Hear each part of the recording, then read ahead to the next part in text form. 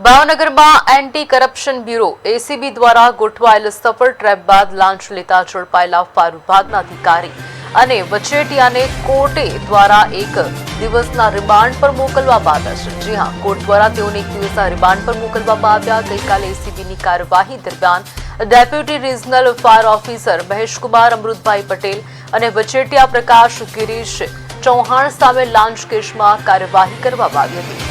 આરોપીઓએ fire safety plan અને certificate approval માટે ₹5 લાખની લાંચ માંગી હતી। કહી શકાય પ્રકાશ ચૌહાણે અગાઉ ₹50,000 લઈ લીધા હતા, જ્યારે બાકીની ₹4.5 લાખમાંથી ₹2 લાખ સ્વીકારતા સમયે એસીબીએ તેમને રંગે હાથે ઝડપી લીધા।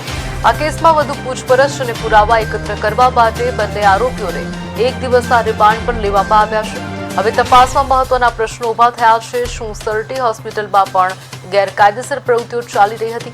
પ્રકાશ ચૌહાણે અત્યાર સુધી કેટલાને ટાર્ગેટ કર્યા છે?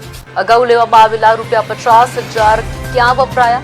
અને આ રેકેટમાં અન્ય કેટલા વચેટિયાઓ સંડોવાયેલા છે?